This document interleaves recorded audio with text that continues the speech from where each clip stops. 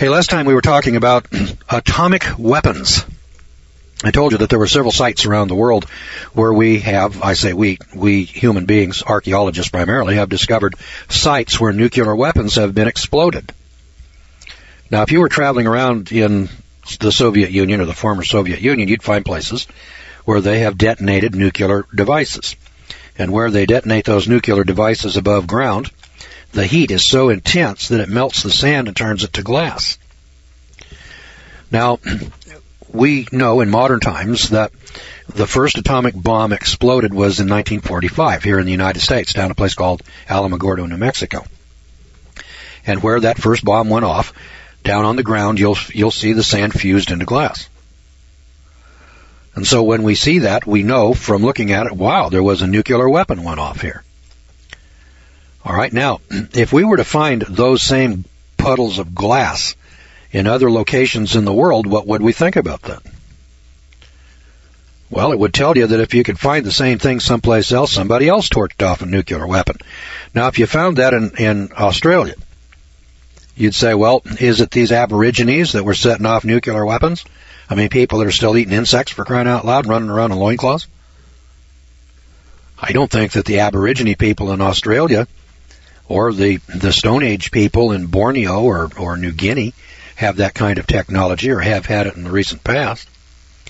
Especially when we go back in sites and in places where we can be reasonably certain that we can date this for 1,000, 2,000, 3,000, 4,000, 5,000 years ago.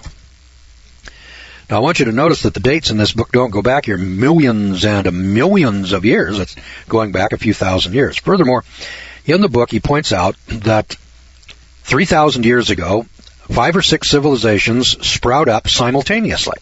The Mayas, the Aztecs, the Incas, the Egyptians, the Sumerians, the Babylonians, the Assyrians, all of these civilizations all appear around 3000 BC. And they've got metallurgy. They've got technology. They've got aluminum. They've got metallurgy. In fact, they've got astronomy. And, when we're talking about astronomy, I'll show you how dumb I am. I look up in the sky and I see stars. Somebody says, can you see the Big Dipper? And I look up there and I say, no. I mean, I don't see anything up there but stars. And somebody says, well, look where I'm pointing. And he points up there. And they say, that's the Big Dipper. And then look over there. See, there's the Little Dipper. You really got to stretch your imagination to put a bunch of stars together and call it Dipper. It's a group of stars, and I guess if you stretch your imagination, you can call that the Big Dipper and the Little Dipper. That's about what I can see. I can't predict when the equinox is going to occur.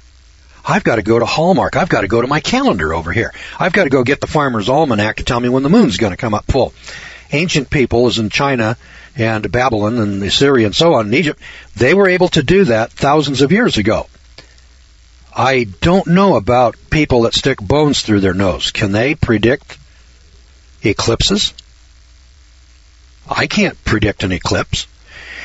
So the people who can do that today, we call them astronomers, and we say, wow, those people are pretty smart. They need telescopes so that they can look up in the sky. They have to be able to look at the relative positions and the relative times of days and nights, and then observe that, write it down, and then come up to a conclusion that we can predict when the next eclipse is going to occur, an eclipse of the moon or some eclipse of the sun. Well, people could do that thousands of years ago. These are not people running around dragging their knuckles on the ground. And people that can stick 30-ton blocks of rock up in the air and build a place called Stonehenge, those are not savages. Those are very civilized people with an advanced technology, with mathematics.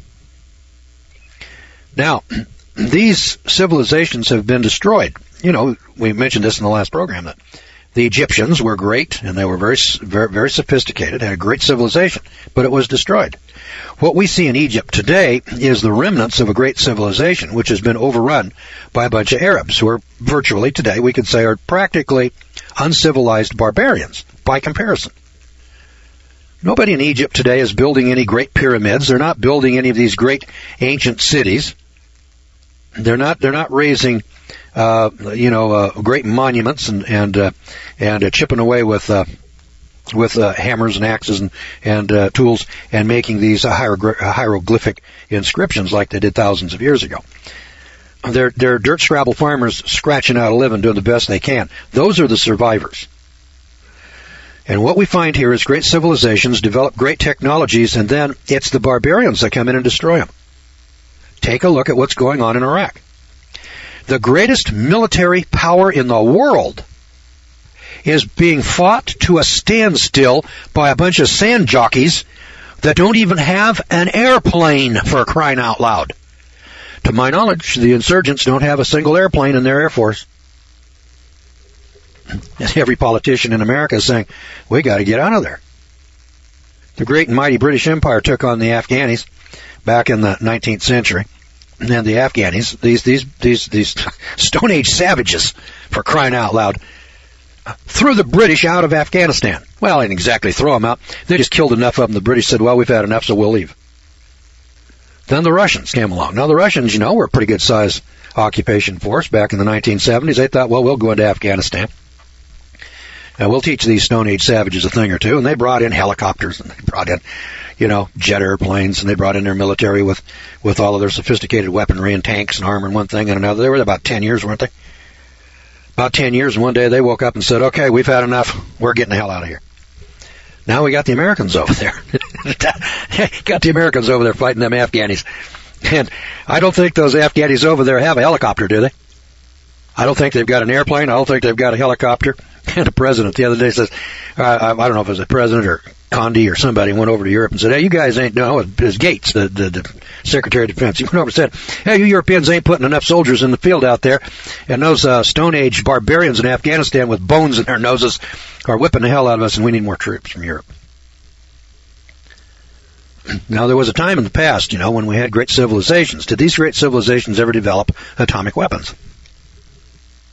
Think about that. Think about the Tower of Babel. Think about your college education. Think about all the books that you've read. And I'm throwing out this thought to you. I've said, do you think it's possible that the Babylonians, the Egyptians, or the Chinese may have had nuclear weapons? And if you're normal, you'd say, Gordon, you've slipped a cog here. You've just dropped off the edge of sanity. All right. Well, let me give you some factors over here, some facts that maybe you'd never heard. I never heard this either. But then I live in a very sanitized society. I get my news from Katie Couric, and Katie Couric gets her news from the AP, and the AP gets its information from around the world, we're told, and we're getting the straight skinny, just like the people in Russia got the straight skinny from Izvestia and Pravda. I've showed you over and over again here that our news is managed, our mass media is managed, and we have a political agenda, and we have a fairy tale called evolution. This is a fairy tale for adults that we've all been propagandized with, and we all believe. Now, I'm not telling you what you should believe. I'm just going to give you some facts here. The book is called Dead Men's Secrets by Jonathan Gray. Let's take a look here at the use of radioactivity. Scientists have found a number of uranium deposits that appear to have been mined or depleted anciently. Boys and girls, I've read about this, and you probably heard about it too. Up in Michigan, there's a number of copper mines up there that go back thousands of years. I told you that story from Barry Fell's America, BC. Gloria Farley wrote a book called In Plain Sight. And you can go up there and you can see these old mines. You can see the places where they smelted copper. These are ancient mines and ancient ruins, and they're in Michigan. They're all over the northern United States and southern Canada. They're there. They're not reported by the archaeologists. They shut up about that. They're not over here telling you that there were people over here mining copper. Who was mining the copper, and where were they taking it to? It wasn't the native Indians here. And then, you see, when we get to that part of the story, they shut up. They don't tell you about that. Well, in Egypt, in the tombs of the pharaohs, the pitch used to preserve corpses contained highly radioactive substances. Did you know that? Well, I didn't either. And I'd never heard that, and I'd never read about that. And I can readily understand why. After having watched Katie Couric and Brian Williams and the 6 o'clock news, I can understand why. That does not fit the theory of evolution. Because if you could go in here and show that we've got radioactivity. Now, radioactivity is something that's very, very modern. This Madame Curie, back about 1900 comes along and she discovers a thing called radium and does some experiments on radioactivity. I mean, hell, we're only talking about radioactivity in our modern technology over the last 100 years or so, kids. So, and needless to say that if we could go back into the tombs of the pyramids, for crying out loud, and find radioactivity, we'd have to say, oh my God, these people must have had a technology that included uranium and radioactivity thousands of years ago. What were they using it for? What did they do with it? You know, if we can start out with radioactivity in 1890 or 1900, and 45 years later we can torch off an atomic bomb, if people had radioactivity at the Tower of Babel in 45 or 50 years, couldn't they develop an atomic bomb? And I'll tell you something else. I'm going to tell you a little story here. You might want to look at this because we got a report here from God Almighty himself. Every once in a while, the creator of the universe gives us a neat report.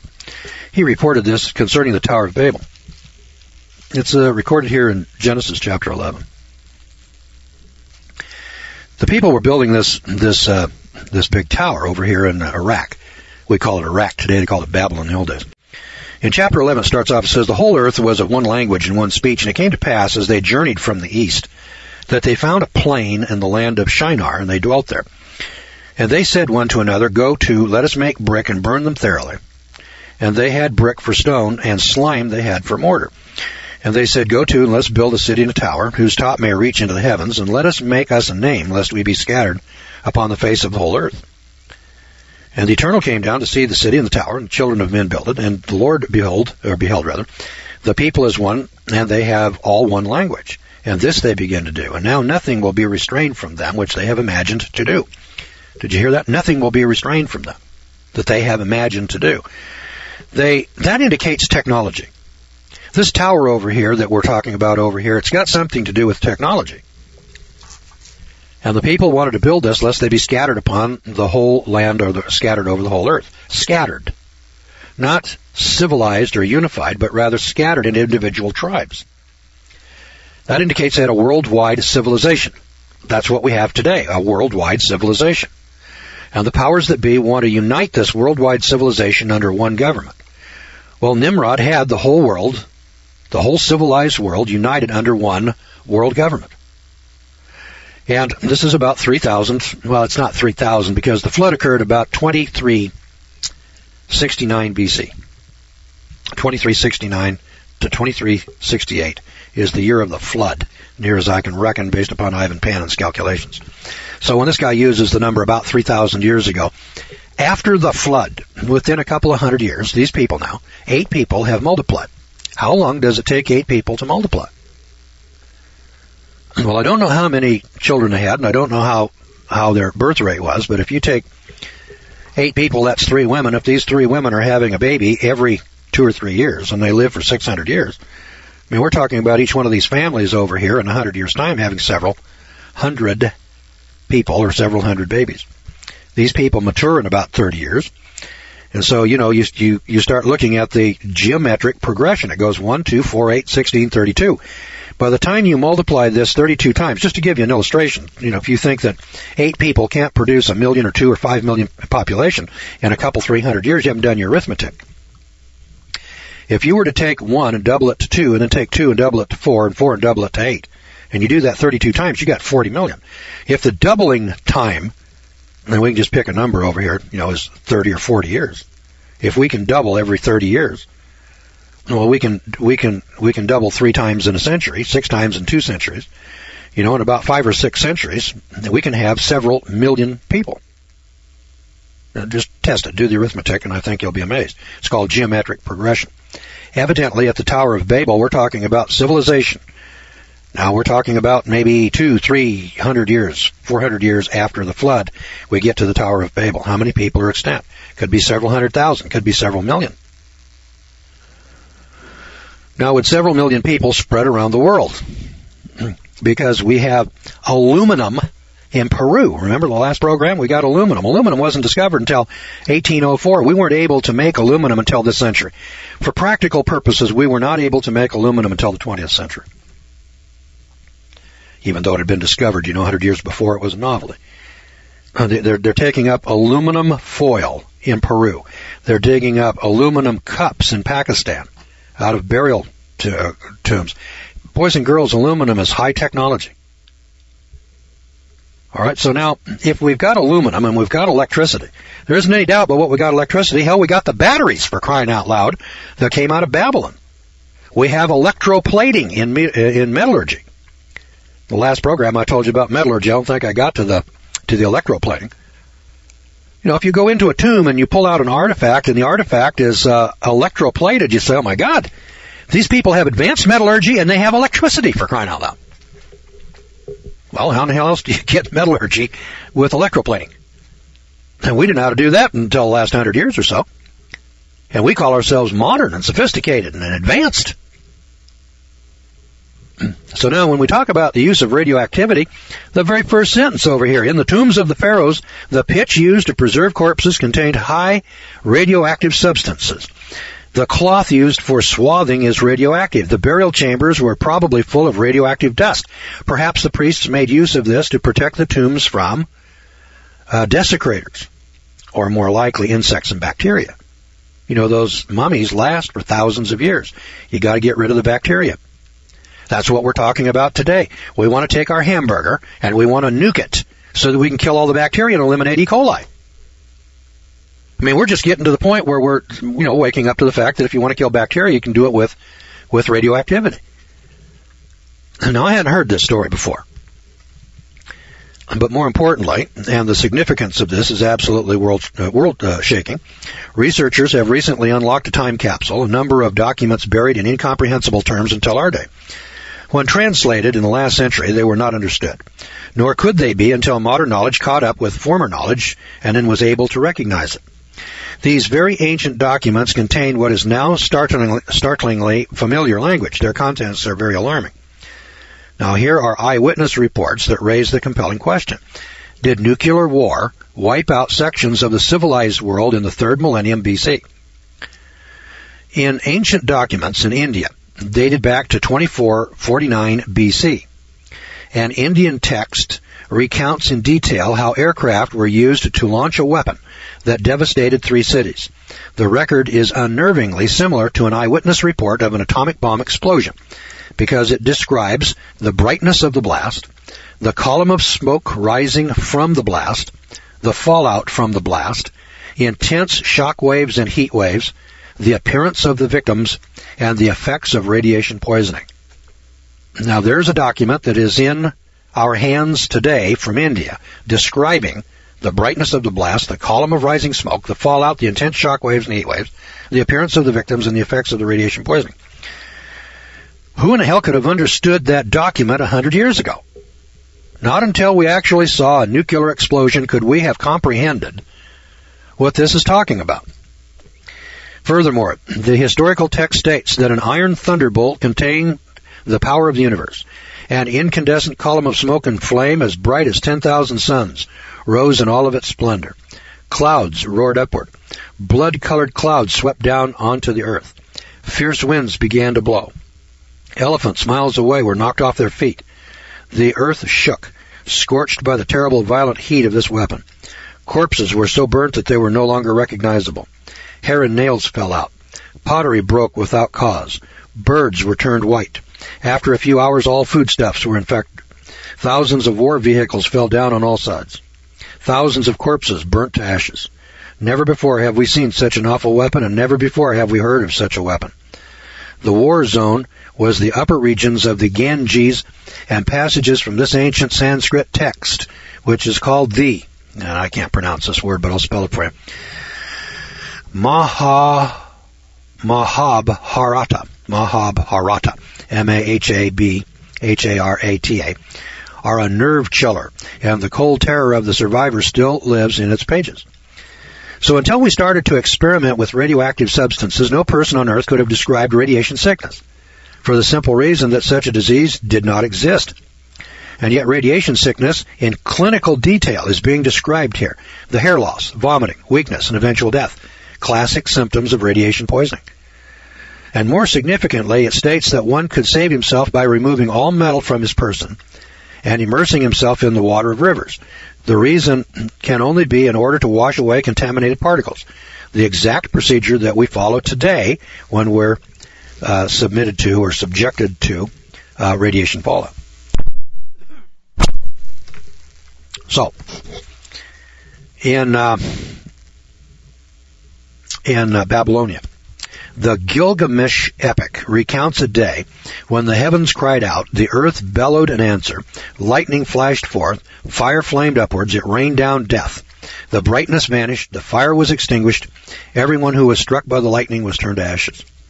In Tibet, and in the Gobi, and in Mongolia, the Tibetan stanzas of Dzyan, depict a holocaust engulfing two warring nations who engaged in aerial warfare, utilizing blinding rays, spheres of flame, shining darts, and lightning. The nations were the dark-faced and the yellow-faced, the Mongolians of the Gobi civilization. A few of the yellow-faced escaped the flooding and nuclear destruction, but the dark-faced appear to have been annihilated. The straight-eye people of Europe and the Middle East were among the survivors, apparently having been also involved in this nuclear conflict. Mexico. Ancient Mayan texts describe the destructive effects, unfortunately quite recognizable to us after Hiroshima, of a fire from the sky that put out eyes and decomposed flesh and entrails. Great cities to the north, for example in the USA, were destroyed. Canada. Canadian Indians speak of men who flew upon the skies and had shining cities and grand homes to the south. Then an enemy nation came, and there was terrible destruction. All life in the cities was gone. Nothing but silence remained. The Hopi Indians in the southwestern United States recount that some of these of the Third World flew in a great city, or to a great city, attacked it, and returned so quickly that the inhabitants did not know where their attackers came from.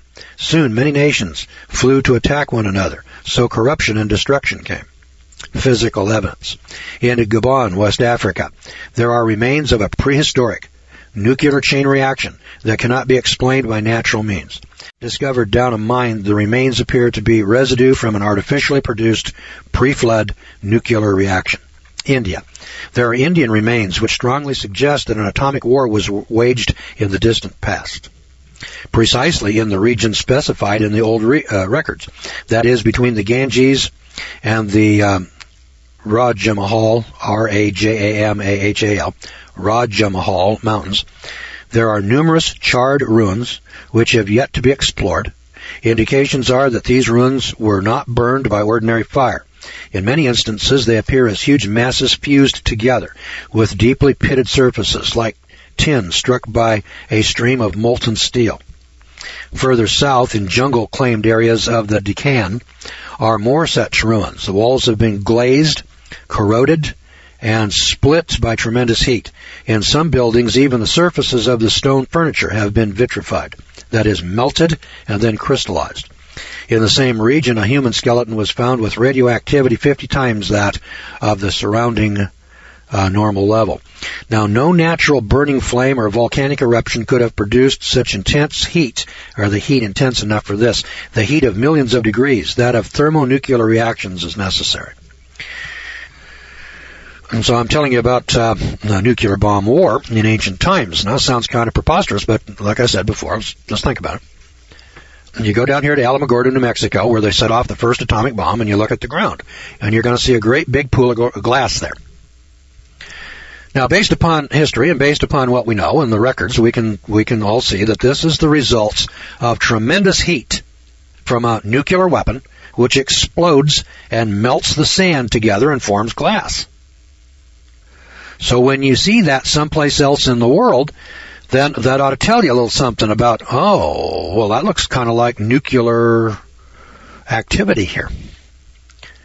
And when you take a look in the tombs of the Egyptians and you find radioactivity. Now, I never heard that reported before, because radioactivity was first discovered by a lady by the name of Madame Curie.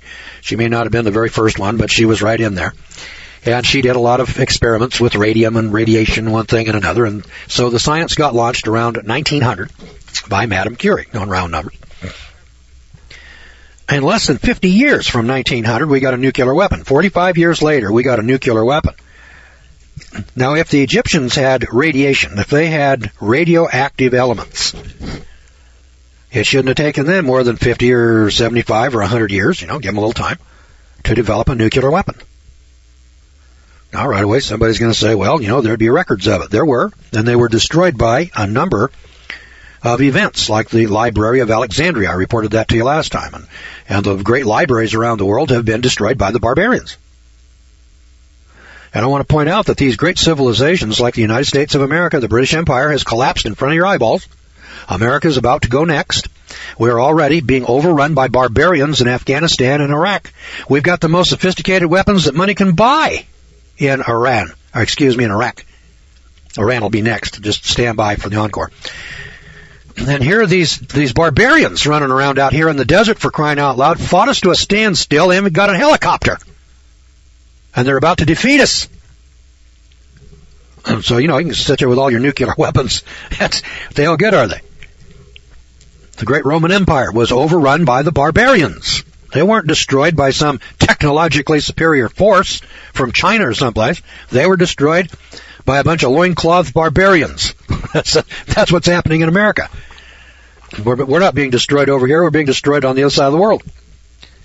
Now our economy is about to collapse, and America will go the way of the Egyptians and the Romans and the Greeks and the Babylonians and the Syrians and everybody else that's ever gone before us. We haven't learned anything from the histories of the past, and there's any reason why our future won't be just about the same as the great civilizations of the past.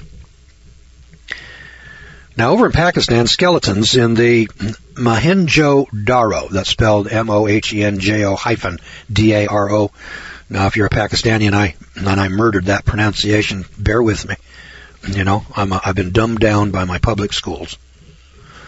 And Harappa, Harappa, are extremely radioactive. All right, now hang on here, kids. We go over to Pakistan and we find skeletons, and they're extremely radioactive. Where in the hell did the radiation come from? All right, now listen to this. The ruins of these ancient Indus Valley cities are immense. They are thought to have contained well over 1 million people each. Practically nothing is known of their histories except that both were destroyed suddenly. In the Mohenjo-Daro, in an epicenter 150 feet wide, everything was crystallized, fused, or melted. 180 feet from the center, the bricks are melted on one side, indicating a blast. Ancient Indian texts speak of a city's people being given 7 days to get out, a clear warning of total destruction. Excavations down to the street level revealed 44 scattered skeletons, as if doom had come so suddenly they could not get into their houses. All the skeletons were flattened to the ground. A father, mother, and child were found flattened in the street, face down and still holding hands. The skeletons, after thousands of years, are still among the most radioactive that have ever been found, on a par with those of Hiroshima and Nagasaki. And when did you hear about that? When you went to college? I didn't either. I didn't go to college, but you'd have thought that should have been reported, in National Geographic, or Reader's Digest, or on the History Channel, or on Discovery. Now, once in a while, I can't find too much fault with History and Discovery. Once in a while, they'll put on one of these kinds of exposés, and then they just kind of back off and say, well, it's one of those unexplained mysteries they'll just have to look into in the future. And then they go on to something else. And then there's one, and then you'll hear another one, and then there's another one, and they're so disconnected that you can never connect the dots. You never put this together. I never heard about these radioactive skeletons. Hell, if they're radioactive, that tells you somebody had radioactivity there. When was that? Did that occur sometime after Hiroshima and Nagasaki? I never heard of any bombings going on in India, have you? Since World War II? All right, so we're digging this out. Archaeologists are digging these out. Now, somebody should have reported this. And indeed, somebody did. And then somebody buried the report. That's the thing that is so frustrating. And kind of bends your mind around a little bit, and you say, what the hell's all that about? It doesn't fit with the theory of evolution. These are ancient cities. They go back thousands of years. If mankind had nuclear weapons, nuclear technology thousands of years ago, then he was smarter thousands of years ago and got real dumb over a long period of time and is now just recovering from his terminal dumbs. That's what it tells you. Hell, that don't fit with evolution. So it's politically incorrect. And it's academically incorrect, and we're not going to report it. So we're going to bury it. We're going to hide it. Just like that 14-foot skeleton that used to be up there in Chicago. Disappeared. But there's more. Iraq. Melted ruins of a ziggurat structure not far from ancient Babylon. Appears as though fire had struck the tower and split it down to the very foundation. Brickwork was changed to a vitrified state, completely molten. The whole ruin is like a burnt mountain. Even large boulders found in the vicinity of the ruins have been vitrified. What power could have melted the bricks? Nothing but a monster thunderbolt or an atom bomb. Now, here's something else. Did you know that when the first atomic bomb exploded in New Mexico, the desert sand turned to fused green glass? Listen, in Babylonia, in 1947, archaeologists on one site uncovered in succession a layer of agrarian culture, an older layer of herdsman culture, a still older layer of caveman culture, and then they reached another layer of fused green glass. Huh? Hey, I never heard that story. If somebody would have told me 40 or 50 years ago, hey, Gordon, did you know that over in Babylon they found fused green glass in an archaeological ruin, just like they found at Alamogordo, New Mexico, after they set off the first nuclear weapon? I would have said, wow, that means a long time ago someone had nuclear weapons. That means a long time ago they must have had advanced technology. Hey, boys and girls, before you invent nuclear weapons, you got to have some civilization to go along with it for organization, political stability, electricity, and turret lathes with metallurgy. I mean, that's just the tip of the iceberg. There's a lot more that goes with it. And the more advanced the civilization becomes, we didn't have computers back in 1900 with which to develop skyscrapers. First of all, we had to develop the skyscrapers and the building and engineering technology with slide rules. As time progressed, we got electricity. As time progressed, the electricity turned into machine tools. As machine tools developed, we turned into greater and greater technologies like plastics. Plastics then turned into microtechnologies. Then the microtechnologies turned into electronics technologies, and the electronics technologies turns into computer technologies and so on. Start with computers. Computers are up the food chain quite a ways. Now, they tell us that over the next 15 years, knowledge should double again. That's pretty darn shocking, I'd say. Now, knowledge has been accumulating pretty rapidly. Take a look back here 100 years in 1900. We were pretty good guys. We had electricity, and we had machines, and we had streetcars, and one thing and another. Now, take a look at 100 years later. Quantum leaps forward. I mean, if you compare American civilization today with 100 years ago, it's like those poor jerks back there in 1900 were running around in loincloths by comparison, with bones sticking through their nose. All right, now let's picture 100 years into the future, assuming we could get another 100 years into the future. Knowledge is coming to us exponentially. We're learning more faster every day. And that's because we got better means for research, better means for developing more and more technology. All right, now lightning may occasionally fuse sand, but when it does, the fusing occurs in a distinctive root-like pattern. Only a nuclear explosion could produce an entire layer, a whole stratum, of fused green glass. In the Gobi Desert in Mongolia, the desert surface of the Gobi near Lob Nor Lake is covered with vitreous sand from Red China's atomic tests. But the desert has certain areas of similar glassy sand which have been present for thousands of years. There are ruins almost formless, which bear the marks of blistering by enormous heat. It is indeed difficult to believe that once men lived, loved, ruled, and died here. In Israel in 1952, archaeologists unearthed at the 16-foot level a layer of fused green glass 1/4 inch thick and covering an area of several hundred square feet. It was made of fused quartz and similar in appearance to sand at the atomic test sites of Nevada and the Gobi. South-central Turkey. At Katal Hayuk, archaeologists came upon thick layers of burned brick at the 6A level. The blocks had been fused together by heat so intense that it had penetrated more than 3 feet below floor level, where it had carbonized the earth, skeletons and burial gifts that had been interred with them. The enormous heat had halted all bacterial decay. North Syria. So completely were the royal buildings burned at let me spell it for you. At Allalakh. If I spoke Arabic, I could probably do better. Allalakh. That wall plaster was vitrified, and in some areas, basalt wall slabs had actually melted. You get that? Now notice that there's numerous of these locations. Pakistan, Iraq, China, the Gobi Desert, Babylonia, Israel, South Central Turkey, North Syria. Let's take a look at the Southern Sahara Desert. Here's another green glass nuclear site. Albion W. Hart, an engineering graduate from Massachusetts Institute of Technology, while traversing a desert in the interior of Africa, was puzzled by a large expanse of greenish glass which covered the sands as far as he could see. Not until 50 years later, when he passed the White Sands area after the first atomic test there, did he recognize the same type of silica fusion. Egypt. Fused green glass has been found also in sites of the Old and Middle Kingdoms of Egypt. In the Lofoten Islands off Norway, Scotland, Ireland, and in the Canary Islands. Prehistoric forts and towers in Europe have had their walls vitrified and stones fused by an unknown energy source, usually along their western wall, but sometimes on the inner sides of the eastern wall as well. So intense was the heat. Many sites show melting to a depth of 1 foot, turned to glass. The Isle of Man. The stones of the innermost cell of a long, narrow barrow, B-A-R-R-O-W, barrow, near Moghold, were in like manner fused together.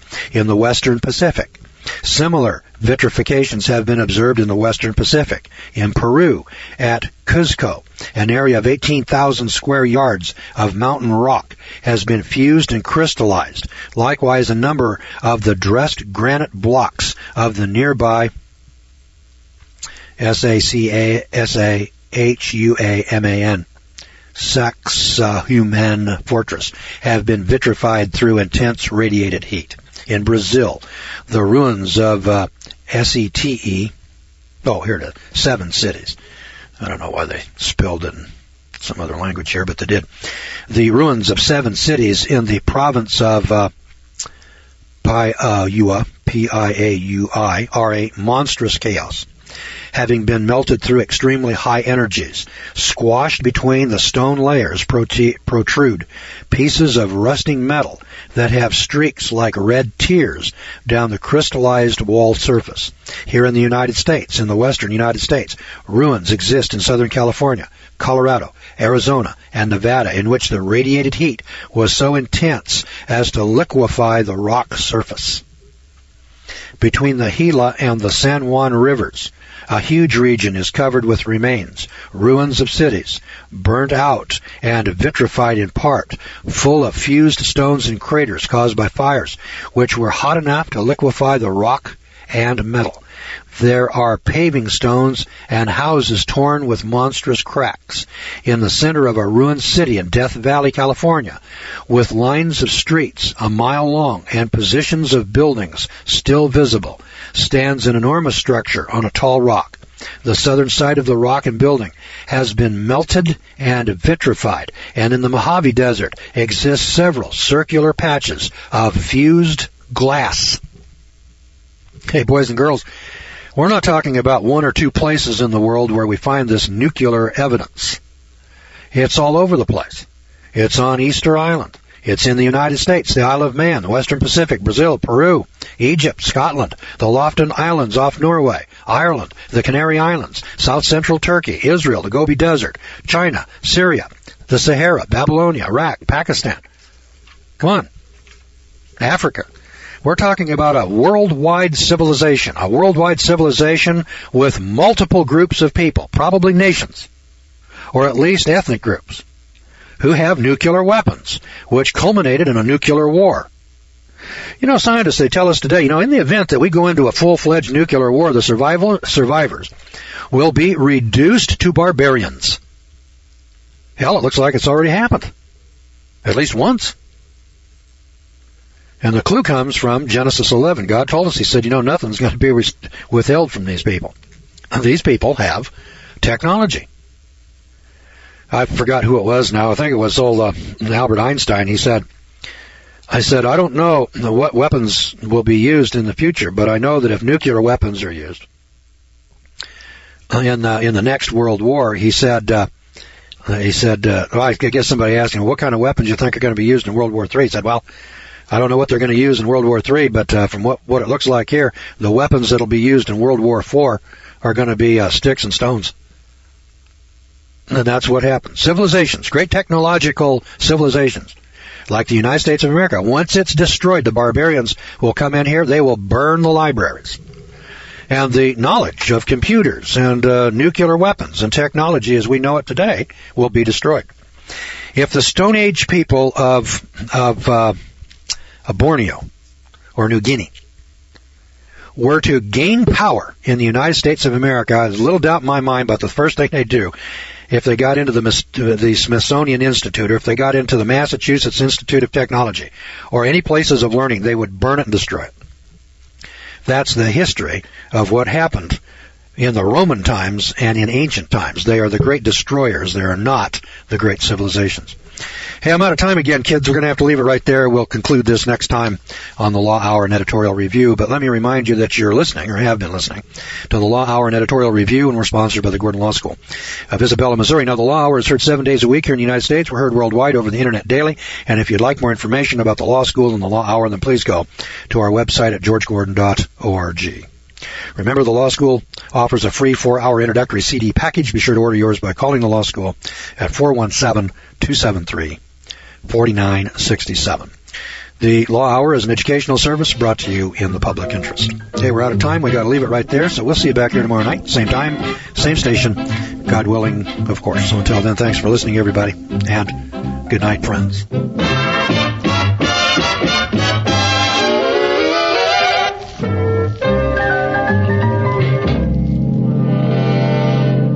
All right, last time we were talking about weaponry and nuclear weapons in the pre-flood era, before Noah's flood. But after Noah's flood, there was also a post-deluge civilization that possessed nuclear weapons. And I showed you last time that there were 25 separate sites around the world, 25 sites where you find green glass, which is the aftermath of a nuclear explosion on the ground, which fuses and melts the sand in the ground and turns it into this glass. We first saw it in the modern era at Alamogordo, New Mexico. After the first atomic bomb had been detonated, they looked down at the bottom and they said, wow, look at that. It is so hot that it just melts the elements and turns it into green glass. There are 25 sites around the world where we see that have been discovered, probably mostly by accident. And in many places, these are ancient cities that have been uncovered by archaeologists. You don't have to have a Rhodes Scholarship to figure out that, we did not know about nuclear energy until 1945. So if there's 25 sites around the world where we find where nuclear bombs have been torched off prior to 1945, what's your conclusion? Now, on Easter Island, there's a unique wood carving. In fact, more than one. There's a number of unique wood carvings on the island. This is separate now from those big stone heads, those big stone carvings. There are wood carvings with Semitic features. Semitic, that's white man's features.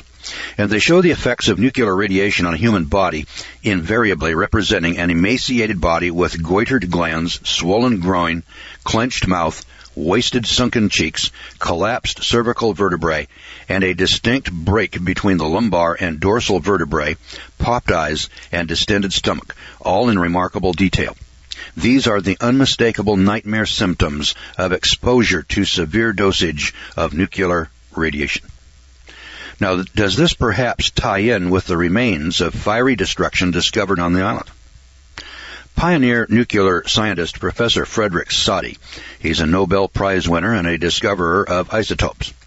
He envisioned a past civilization which had mastered atomic energy, and he said, as far back as 1909, he said, can we not read into them the prehistoric traditions, some justification for the belief that some former forgotten race of men attained not only to the knowledge that we have so recently won, but also to the power that is not yet ours?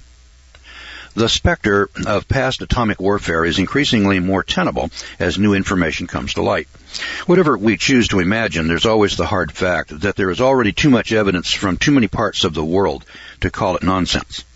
It is a fact, or it couldn't turn up so often. The secret was known. Inevitably, justification was found to use it. Civilization, populations, disappeared. Now, do we see that warning today? This is the jest to end all jesting. Once more, a universal time fuse has been lighted.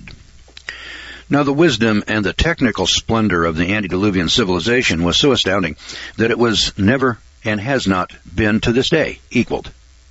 Even after the deluge, the reconstituted world system was conceived by races with an intelligence far superior to our own. And there's clear evidence, literally by the tons, that it was so. In many ways, their civilization was comparable to our own. They had air travel. They had underwater devices, submarines. They were very modern. I don't think you can construct that super civilization and find exactly another United States or Russia or China. They traveled on a different orientation, whether in lighting or transport. They reached the same results by a different method. And because of the fragmentary and incomplete nature of our present knowledge concerning them, any attempt by exposition is necessarily imperfect. However, the evidence points to scientific knowledge that was worldwide and worldwide all at the same time. And it appears that work stopped on a global scale more or less overnight. Genius, perverted by a materialistic philosophy, culminated in corruption and violence. And you know the sequel. Striking parallels exist between that period and our own today. More to the point, there are some ancient biblical prophecies that foretell the appearance in the sky of blood fire and mushroom pillars of smoke to occur in that final age when man acquires the ability to destroy the earth. It is stated plainly that the world's cities will be devastated and that the elements shall melt with fervent heat. And according to this, we are heading toward that day when everything stops, toward that moment when Earth's pendulum will shudder and stop in mid-swing. Now, there's something unique about Bible prophecy, and indeed this book makes audacious claims for itself, actually challenging the world to prove whether it is a divine message to us or not, by testing its prophecies. Now, were you aware that 1/3 of the Bible is Bible prophecy? 1/3 of the entire book is dedicated to that one subject, just foretelling future events. And there's something else. It informs us that an unseen overlord has been quietly shaping human history, and that he will reveal his intentions before causing certain events to transpire. Now, come to think of it, the prophecies to date have been uncannily accurate. Events leading to the 20th century have been outlined step by step in correct sequence. Then there is the current scenario, our explosion of knowledge, the awakening to strength of weak Asian nations, a militarily aggressive Russia, the 1967 return of Israel to Jerusalem, a coming economic political union of 10 nations, or groups of nations in Europe. And the list goes on and on. But all of these are to occur against a background of increasing earthquakes, famines, war, and unprecedented social breakdown. Then come predictions, more startling than fiction. Soon, uncontrollable panic grips the nations as they see no way out. Then a charismatic leader, already clearly identified, arises with the solution, the Hegelian solution. For the first time since ancient Babylon, all nations are now drawn into a one-world government. An electronic network already is in place, which makes it easy, makes it possible, makes it likely. The world leader cancels the existing currencies and establishes a worldwide numbering system. Every person on Earth is required to receive an imprint. Dissidents are not tolerated. For a short season, the planet is at peace. The world dictator is very popular. Now, the utter wickedness of this man is not exposed to the world until it's too late, when suddenly all hell breaks loose. World trade collapses. Religious extremism mounts. And we are plunged into a time of trouble, such as never was since there was a nation even to that time. Now, the Scripture predicts that so great will be the devastation that unless the conflict is halted in midstream, no life will be left on planet Earth. And it will be stopped. It'll be stopped just in time, but only because of the supernatural intervention of our Creator, live and direct and in person. Undoubtedly, human history is racing toward some appalling catastrophe. The good news is that the Bible has clearly foreseen these events and revealed them. It does offer evidence that the Creator is still in control and will do what man cannot do: act decisively to save the human race from total annihilation. So, who's to blame? Human perversity is the main reason for the mess that the world is in today. But you may ask, well, is it likely that an all-powerful, caring Creator would allow any of His creation to go wrong? And the answer is, of course. You're witnessing it, live and direct, right now, today. If He decided to give men His free will, would this have happened? Well, tell me, would it be better? Would it be a better world if He had not given us free will, but instead controlled our every move like a cow chewing her cud in the field?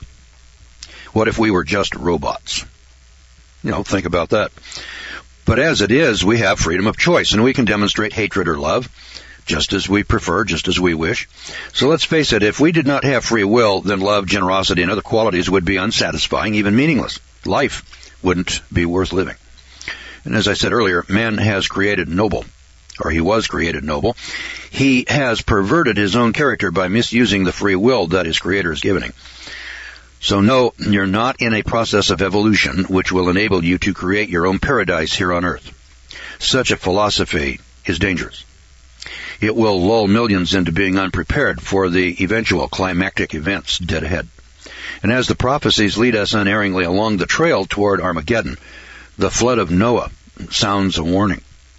The information that we've dug up concerning our past suddenly becomes relevant, very relevant, like a time bomb or a time machine ready to explode. But after D-Day, then what? For those who choose it and qualify, there's a new world order. It's coming. It's just not what President Bush had in mind. It's a world in which eternal youth, love, loving concern, and security are the norm, where transformed individuals are able to live in harmony. Now, if all of this is true, then I suppose people aplenty are going to miss out, and wouldn't some of them just love to be there? Think of it. It's a whole new world to mess up.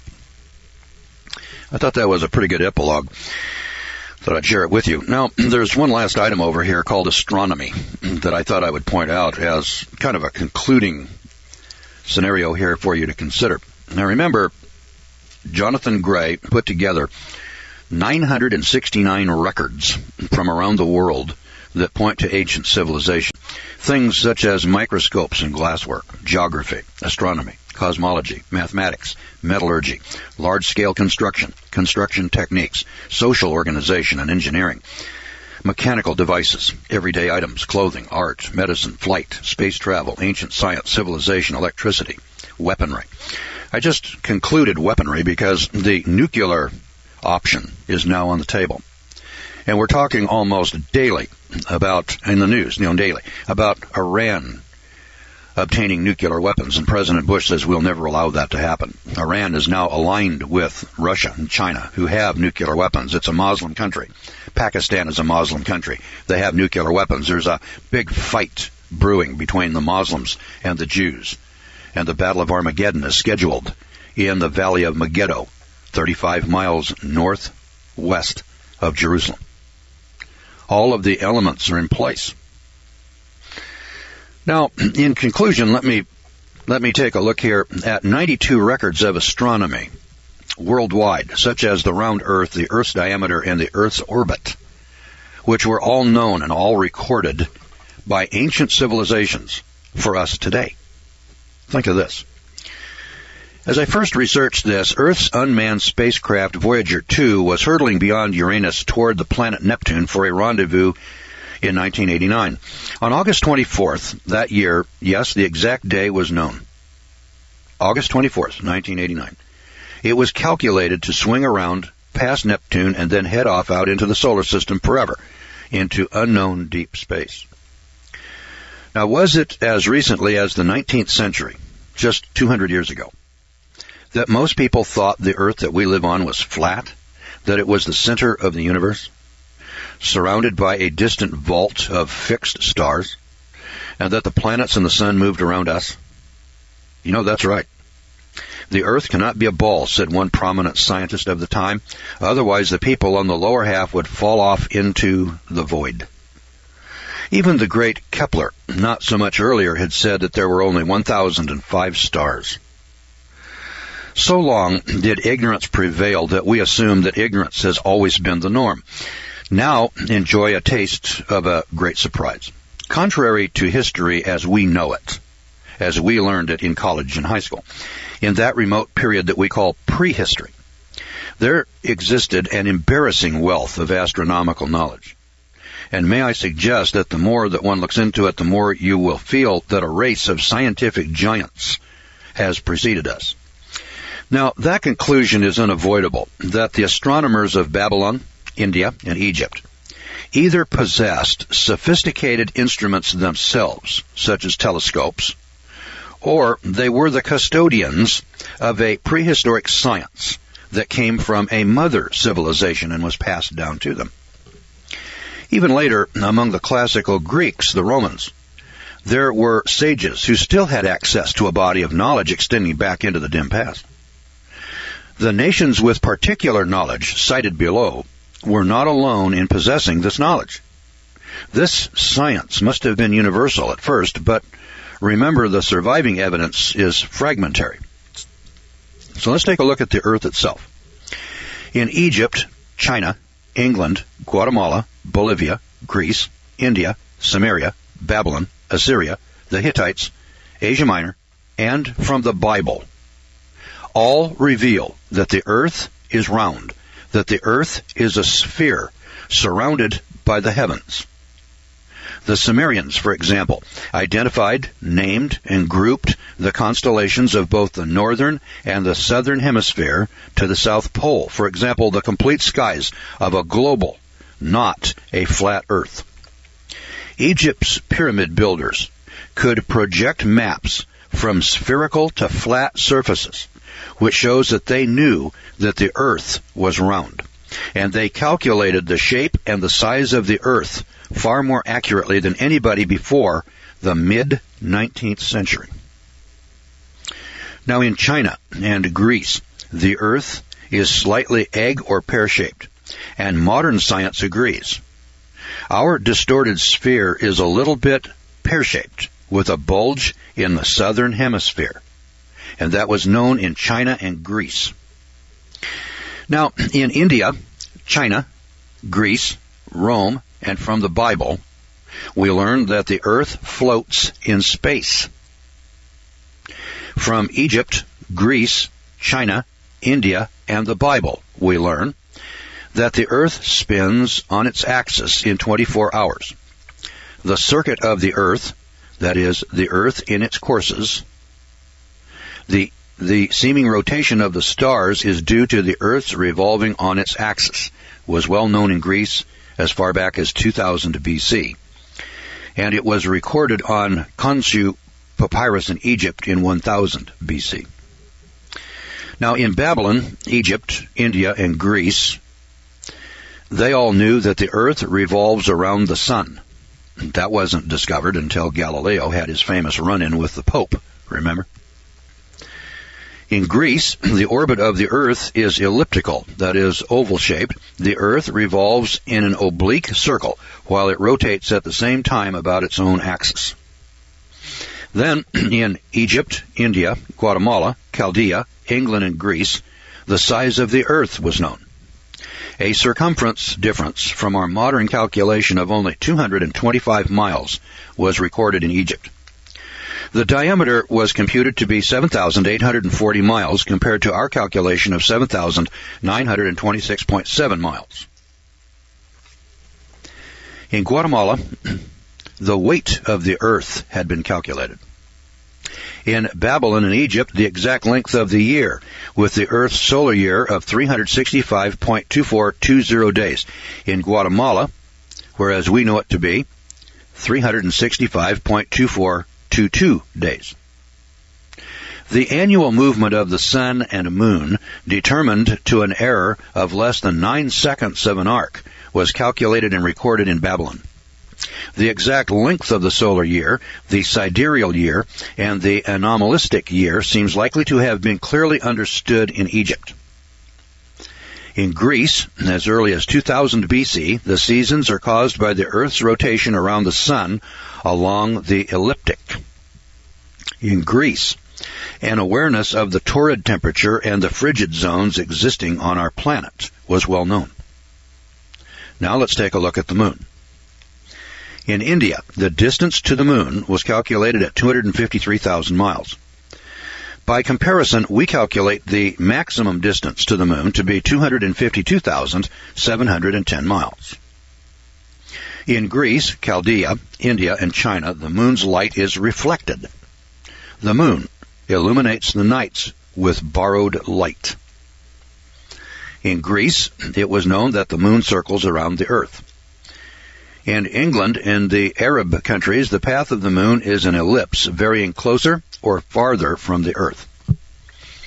In England and the Arabs, the variation exists in the moon's motion and irregularity caused by the differences in the sun's pull at various points of the moon's orbit. This was discovered only by precision instruments in the 17th century. Mexico has records of the length of the moon's cycle calculated accurately to within 4 10,000ths of a day. And during the lunar month, the duration of the lunar month is 29.53020 days according to the Köppen Maya, or 29.53086 days according to the Palentque Maya. Actually, we calculate it today as 29.53059 days. In Greece, ellipses, solar ellipses. It is the moon that darkens the sun. In Greece and Chaldea, lunar eclipses. It is the Earth's shadow that falls on the moon. In Babylon and England, accurate forecasting of eclipses to fractions of a second of an arc were recorded. And the present methods of calculation established in 1857 included an error of 7/10 of a second of an arc in estimating the movement of the sun. Babylon's calculation was 2/10 of a second nearer to the truth. The maximum amplitude of the moon's wobble, which occurs immediately before the seasons of lunar eclipses, was observed in England as early as 2000 BC and clearly recorded. Now, to predict an eclipse, however, 3 checkpoints at 120 degrees longitude distance from each other must first be established, and information communicated from each of them. In England, in 2000 BC, there is a 56-year cycle to moon eclipse patterns. In Babylon, China, Greece, and Rome, the moon exerts an attraction on Earth's tides. Only 300 years ago, Kepler was criticized for making this same conclusion. In Greece, the moon has a 2-week-long, 15 times longer than ours. That is, the moon has a 2-week-long day, which is 15 times longer than ours. That was known in Greece. In China, 1700 BC, the lunar month has a precise length of 29.5305106 days. Our modern calendars are only 8 100,000ths more accurate. Unless you would believe that you could stack up 2.3 million rocks and get it square to within plus or minus 1/2 inch by accident. Hell, I couldn't build an outhouse by accident that close. And furthermore, all of the pyramids are accurate. Furthermore, they're aligned with the astronomical signs in the universe. They're aligned with true north. They're aligned with the various planets, for crying out loud. Planets with orbits and with numbers that go along with them. Have you heard some of these numbers? 583.82 days. And with calculations on the moon, out to 4 or 5 or 6 decimal places, for crying out loud. And these are written records. These are written records that are well known by the Smithsonian Institution. But they're not publishing that. They hide it and they bury it. And you ought to be asking yourself this question. Why? Charlotte Isherby wrote a book called The Deliberate Dumbing Down of America. When you withhold that kind of information from people, there can only be one reason. We don't want you to know that. Why? Because we want you to remain ignorant. We have a political agenda. Here's what we want you to believe. Here's what we're going to teach you.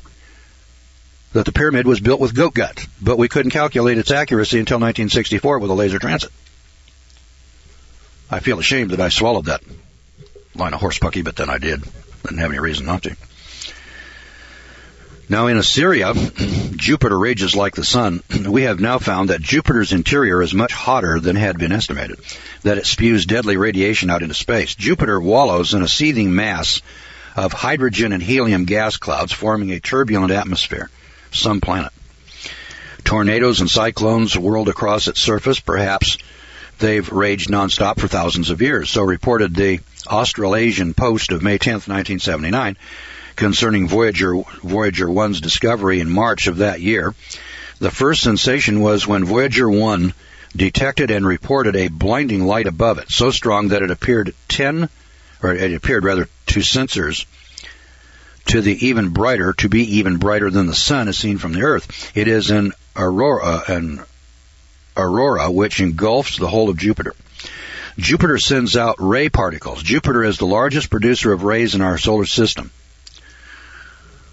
Now, how did the Assyrians know that? Remember, the Assyrian Empire has been destroyed, for thousands of years now. And so what we dig up in Assyria or Babylon out of these archaeological digs, when we find these clay tablets and so on, and we decipher them, we read what these ancients had reported, Did you know that these reports even existed? Has anybody ever told you that? First time I saw, numbers like this is when I read this chapter on the secret planets. Are we in for more surprises here? The astronomical evidence that these ancients in the past had this kind of knowledge. In order to have this kind of knowledge, they had to have a Mount Palomar-sized telescope. Now, I wouldn't be a bit surprised by what they had a Hubble telescope out here in Earth orbit, because some of the information that's given here would indicate to me that in order for them to know this, they must have been dealing with space flight and space travel. In fact, he's got a chapter in here on ancient science, space travel and flight. I haven't covered all the chapters. I can't read the whole book to you here on the air, but I can review it. I can tell you some of the more sensational parts of it and the details. If you're interested, you have to learn for yourself. You can get a copy of this book, by the way, and if you can't find it anywhere else, let me suggest that you go to www.bravenewbookstore.com. Just get on the web. It's bravenewbookstore.com. They got a phone. It's in Austin, Texas. It's 512-480-2503. That's 512-480-2503. Brave New Bookstore. The book here is published in 2004, so it's fairly recent. You should be able to get a copy of it at your local bookstore. Barnes & Noble is our local bookstore here in Springfield, and they usually carry a pretty good selection of books. And so I picked it up, and I couldn't believe what I was reading. I said, geez, I'm gonna review this. This is a 1 in 100 read. I grade books like this. It's a 1 in 20. That is, you'll read 20 books, and then you'll find a book like this. This is one of those 1 in 100 books. This might be a 1 in 1,000 books. I'm pushing 70, and I've never read anything like it. Never seen anything like it. Didn't know it existed. I'll tell you what blew me away was this weaponry section over here, where there are 25 sites around the world that have the green glass that is produced only by nuclear explosions, like the explosion at Alamogordo, New Mexico. And that's what blew me away. I said, oh my God, we've already had nuclear war on this planet. We've already had nuclear war on this planet. From the time that God in the antediluvian world took a look around and he said, I'm going to destroy this thing with a worldwide flood. I'm going to wipe this thing out. He said, they only think of evil continually. It describes our world today to a T. All we think about today is war and rumors of war. It's just constant evil continually on planet Earth today. We're at about the same point that we were in Noah's day. And God judged the world in that time, and he's about to judge the world a second time. And he says, hey, this is coming, so pay attention. Wake up. Smell the coffee. And all we've done so far is give him the finger. But I would suggest that we think about that and say, well, I'm not really sure I want to give this guy the finger anymore. It might not be in our best interest. So that's where this section is here on astronomy. There's a couple more sections in here on astronomy that how about beyond our solar system here in China? The blue of the sky is merely an optical illusion. In India and Greece, the universe is infinite. The distance to and between the stars is immeasurable. In Mali, the stars are much more distant than the planets. In India, Greece, and from the Bible, the stars cannot be numbered. In Greece, the stars are blazing suns like our sun, and some of them are larger than our sun. In Sumeria and Greece, each star is the center of a planetary system. On June 13th, 1984, Dr. Hartmut Aumann announced to the American Astronomical Society that 40 nearby stars show excess infrared emission, suggesting that they may be orbited by solid material or even planets. You know, we just have come to that understanding or that knowledge within my lifetime. And these ancient people already knew about it and wrote about it. How did they know? Where did they get the information? 6 months later, Professor Donald McCarthy and Frank Lowe from the University of Arizona claimed to have actually discovered a planet moving around the Van Biesbrock 8 star in the Ophiuchus constellation, some 21 light years. That's 125,000 billion miles from Earth. It had a mass 30 to 80 times that of our Jupiter. Credit for this first discovered planet outside our solar system was counterclaimed by Professor Robert Harrington of the Washington Naval Observatory, who said he saw the planet 18 months earlier with 2 other astronomers. Now, we have just recently come to the conclusion that there are planets orbiting these stars out in space. Now, that's information that was known in Sumeria and Greece at least 2,000 years ago. How did they know that? Did they have telescopes? Did they have a science, a technology, an astronomy equal to where we're at today, and perhaps even farther advanced than ours today? Because much of what's reported here in the book Dead Men's Secrets, we don't have any technology to duplicate what they did back 2,000-3,000 years ago. Now that's a thought for you. Well, I'm about out of time again here, boys and girls, so we'll have to leave it right there. Remember, the book is called Dead Men's Secrets, Jonathan Gray. You can get them at www.teachservices.com.